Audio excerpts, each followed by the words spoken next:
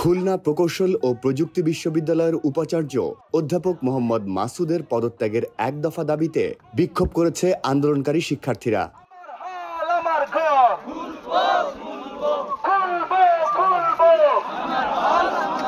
আমরা বিনীত অনুরোধ জানাচ্ছি যে আমাদেরকে হলে প্রবেশ করতে আপনারা সর্বোচ্চ সহযোগিতা করুন।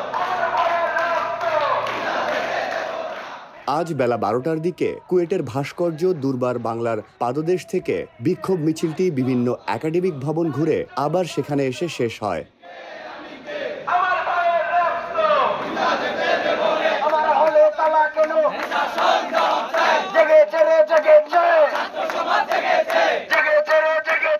এ সময় শিক্ষার্থীরা ভিসি বিরোধী নানান রকমের স্লোগান দিতে থাকেন। প্রশাসনিক ভবন সহ বিভিন্ন ভবনের দেয়ালে ভিসির পদত্যাগের দাবিতে পোস্টার লাগান।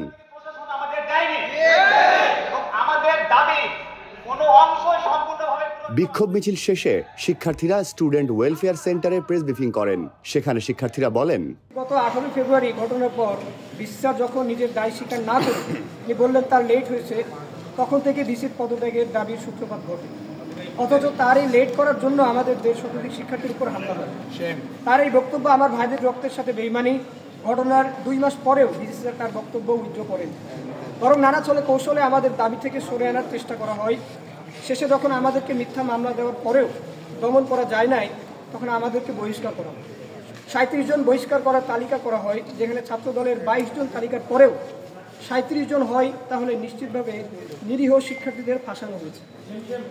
হল খুলতে আসা শিক্ষার্থীদের হল খুলে না দেওয়ার রাস্তায় শুয়ে থাকতে বাধ্য হয়েছে।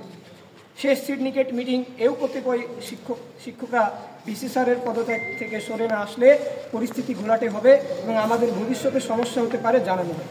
আমরা খুবই স্পষ্টভাবে বলতে চাই, আমাদের সংগ্রাম শিক্ষকদের সাথে নয়, প্রশাসনের সাথে। যে ভিসি স্যার আন্দোলন নস্যাৎ করতে আমাদেরকে বহিষ্কার করতে পারে, সেই ভিসি স্যারের সাথে আমরা এখন আপোষে গেলে পরবর্তীতে আমাদের নিরাপত্তার নিশ্চয়তা কি? আমাদের বেশিরভাগ দাবি পূরণ হয় নাই এই 2 মাসে, তাহলে বাকি দাবিগুলোকে আরও 2 মাসে পূরণ হবে, তার কি কোনো গ্যারান্টি আছে? তাই আমরা বিশ্বাস করি আমাদের বাকি দাবিগুলো পূরণ করার এবং ভবিষ্যতে সবার নিরাপত্তা নিশ্চিত করার জন্য কোনো গ্রাউন্ড এই ভিসি রাখেনি, তাই ওনার পদত্যাগ অবধারিত। আমরা আরও বিস্মিত 18 তারিখের হামলাকে তদন্ত কমিটি সংঘর্ষ বলছে। এটা কি আসলে সংঘর্ষ? আর ঘটনা ঘটেছে 18 তারিখ, আর তদন্ত কমিটি 18, 19 2 দিনের কথা বলছে। 19 তারিখ কি হয়েছে? আমরা আরও দেখি বট পেজে আমাদের বিরুদ্ধে পোস্ট দেওয়া হচ্ছে, সেইখানে আমাদের ক্যাম্পাসের সিসিটিভি ফুটেজ দিয়ে পোস্ট দেওয়া হচ্ছে। আমাদের ক্যাম্পাসের সিসিটিভি ফুটেজ যেটা তদন্ত কমিটি আর সিন্ডিকেট ছাড়া কারো কাছে থাকার কথা না, সেইটা কিভাবে বট পেজের কাছে গেল, এটা আমার জবাব চাই। এটা কি তদন্ত কমিটি প্রোভাইড করেছে বট পেজের কাছে?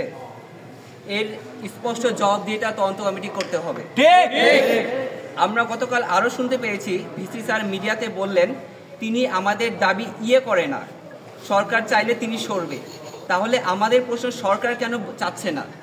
যে ইন্টারিম সরকারকে আমরা আমাদের রক্তের বিনিময়ে ক্ষমতায় নিয়ে এসেছি, সেই ইন্টারিম কি ছাত্রদের বিপক্ষে? আমাদের পুরো দেশবাসীকে বলতে চাই, আজ এই ইন্টারিম ছাত্রদের পাশে না দাঁড়ালে আমরা ইন্টারিমের ক্ষমতার কোনো ন্যায্যতা নেই। কোথায় আসিফ মাহমুদ, কোথায় মাহফুজ আলম, কোথায় আসিফ নজরুল? আপনারা কি দেখেন নাই কুয়েটের বুকে আবার জুলাই নেমে এসেছে? হাসিনার আমলেও আন্দোলনকারীদের বহিষ্কার করে দেওয়ার মতো কোনো ভিসি কোনো কাজ করেনি। তাহলে এখনকার আমলে ভিসিদের স্বৈরাচারিতা দুঃসাহস কারা যোগাচ্ছে? আমরা ইন্টারিমকে হুঁশিয়ার করে দিতে চাই। গতকাল সারা দেশে কি হয়েছে আপনি কি দেখেননি? আমরা আপনাদের হুঁশিয়ার দিচ্ছি, আপনারা আমাদের ভিসিকে অপসারণ করে শিক্ষার্থীদের উপর যে বহিষ্কার দেওয়া হয়েছে এবং যে মামলা করা হয়েছে সেটা অবিলম্বে প্রত্যাহার করাতে হবে এবং নতুন ভিসি নিয়োগ করে আমাদের স্বাভাবিক কার্যক্রম চালু করতে হবে। যদি এটা না করা হয় তবে আমাদের নতুন জুলাই হবে এই ইন্টারিমের বিরুদ্ধে, এই যুদ্ধ হবে আসিফ নজরুলের বিরুদ্ধে, আমাদের এই যুদ্ধ হবে যে সমস্ত ছাত্র উপদেষ্টা আমাদের রক্তের বিনিময়ে আজকে এই ক্ষমতায় বসে তাদের বিরুদ্ধে। আমরা আমাদের কুয়েটকে সেই আগের অবস্থানে ফিরিয়ে নিতে চাই, যেখানে সবাই আমরা আমাদের স্বাভাবিক শিক্ষা কার্যক্রম চালু করবো ইনশাআল্লাহ। আমাদের এই ভিসির পদত্যাগ না হওয়া পর্যন্ত আমরা আমাদের মাঠ ছাড়বো না।